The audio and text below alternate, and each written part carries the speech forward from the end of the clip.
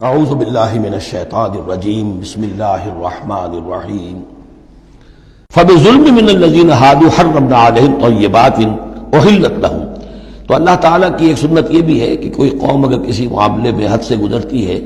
تو اس کو سزا کی ایک شکل یہ بھی ہوتی ہے کہ حلال چیزوں سے بھی محروم کر دیا جائے، حرام کر دی جائیں۔ تو ان لوگوں نے جنہوں نے یہودیت اختیار کی، ان کی اسی غلط روش کے باعث حرمنا علیہم طیبات، ہم نے بعض پاکیزہ چیزیں بھی ان پر حرام کر دیں، احلت لہم، جو کہ اصلاً ان کے لیے حلال تھیں۔ جیسے کہ حضرت یعقوب علیہ السلام نے اگر اونٹ کا گوشت کھانا چھوڑ دیا تھا تو اللہ تعالیٰ تورات میں فرما دیتے کہ بھئی یہ حرام نہیں ہے، یہ تو اسرائیل نے، حضرت یعقوب نے خود کر دیا تھا۔ اللہ نے کہا اچھا ٹھیک ہے، ان کی جو ہے یہ سزا رہے، ان پر جو تنگی ہے وہ رہے۔ وَبِصَدِّهِمْ عَنْ سَبِيلِ اللَّهِ كَثِيرًا، اور بسبب ان کے اللہ کے راستے سے رکنے اور روکنے کے، اللہ کے راستے سے رکتے بھی ہیں، روکتے بھی ہیں، تو اس کی وجہ سے اللہ تعالیٰ نے ان کو سزا کے طور پر بعض حلال چیزوں سے بھی محروم رکھا۔ وَأَخْذِهِمُ الرِّبَا، اور پھر ان کے جرائم کی فہرست میں یہ بھی ہے کہ ان کا سود کھانا، وَقَدْ نُهُوا عَنْهُ، اور یہ کہ ہم اسے روک دیے گئے تھے۔ سود ان کی شریعت میں حرام ہے، آج بھی حرام ہے، لیکن وہ یہ سمجھتے ہیں کہ سود کا لین دین یہودیوں کا آپس میں حرام ہے، کوئی یہودی دوسرے یہودی سے سودی لین دین نہیں کرے گا۔ لیکن جنٹائلز کے لیے تو ان کا عام قاعدہ یہ ہے، گوئمز اینڈ جنٹائلز، ان کے لیے ہم پر لیس علینا فی الامیین سبیل، ہم پر کوئی گرفت ہے ہی نہیں، کوئی ذمہ داری ہے ہی نہیں، ہم جیسے چاہیں کریں، لوٹیں کھسوٹیں، جس طرح چاہیں دھوکہ دیں، اور تو ظاہر بات ہے سود میں تو پھر کوئی قباحت رہی نہیں۔ وَأَخْذِهِمُ الرِّبَا وَقَدْ نُهُوا عَنْهُ وَأَكْلِهِمْ أَمْوَالَ النَّاسِ بِالْبَاطِلِ، اور بسبب ان کے لوگوں کے مال ناحق ہڑپ کرنے کے، وَأَعْتَدْنَا لِلْكَافِرِينَ مِنْهُمْ عَذَابًا أَلِيمًا، اور ان میں سے جو کافر ہیں جنہوں نے اب کفر کی بھی روش اختیار کر لی ہے، ان کے لیے ہم نے بہت دردناک عذاب تیار کر رکھا ہے۔ لَٰكِنِ الرَّاسِخُونَ فِي الْعِلْمِ مِنْهُمْ وَالْمُؤْمِنُونَ، لیکن جو لوگ ان میں سے پختہ علم والے ہیں، جیسے عبداللہ ابن سلام رضی اللہ تعالی عنہ، اور اہل ایمان جو ہیں، جو محمد پر ایمان لائے ہیں صلی اللہ علیہ وسلم، یؤمنون بما انزل الیک وما انزل من قبلک، وہ تو ایمان رکھتے ہیں اس پر بھی جو اے نبی آپ کی طرف نازل کیا گیا، اور اس پر بھی کہ جو آپ سے پہلے نازل کیا گیا۔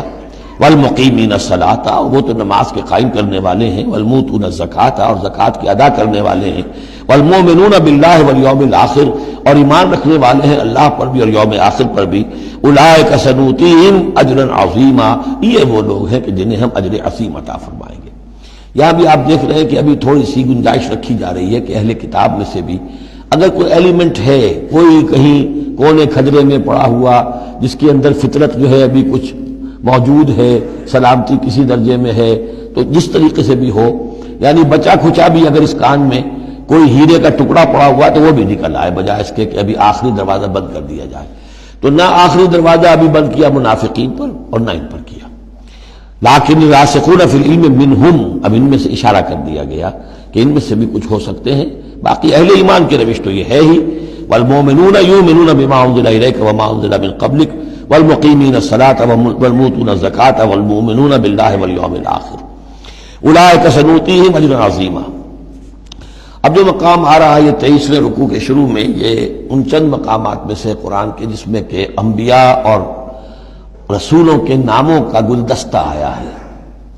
مثلا یہاں آپ دیکھیں گے پے بپے بہت سے انبیاء اور رسول کا نام لیے گئے، پھر ان میں سے بعض کی جو اضافی اور شانیں ہیں ان کا بیان کیا گیا، اور پھر بڑی اہم آیت فلسفہ قرآن کے اعتبار سے آگے آئے گی کہ نبوت کا بنیادی مقصد کیا ہے۔ نبوت کا بنیادی مقصد، فلسفہ نبوت، اساسی فلسفہ نبوت۔ انا اوحینا الیک کما اوحینا الی نوح، اے نبی ہم نے آپ کی جانب بھی وحی کی ہے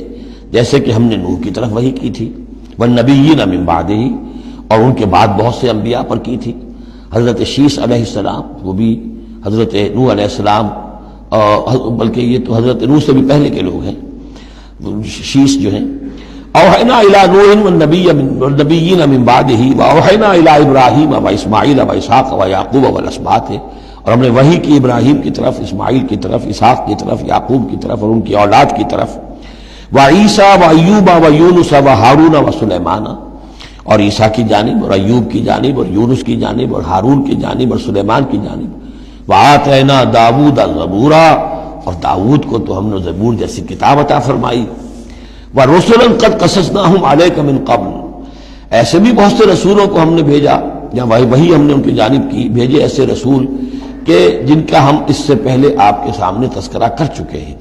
وَرُسُلًا لَمْ نَقْصُصْهُمْ عَلَيْكَ، اور ایسے بھی بہت سے رسول ہیں کہ جن کے حالات ہم نے آپ کے سامنے بیان نہیں کیے۔ پوری دنیا کی تاریخ بیان کرنا تو قرآن مجید کا مقصد نہیں ہے، یہ تو کتاب ہدایت ہے، تاریخ کی کتاب نہیں ہے۔ وَكَلَّمَ اللَّهُ مُوسَىٰ تَكْلِيمًا، اور خاص اب شان جو حضرت موسیٰ علیہ السلام کی امتیازی شان ہے، اور موسیٰ سے تو کلام کیا اللہ نے جیسے کہ کلام کیا جاتا ہے، بس صرف یہ ہے کہ من ورائے حجاب تھا، پردے کے پیچھے سے تھا دو بدو کلام۔ صدق اللہ العظیم۔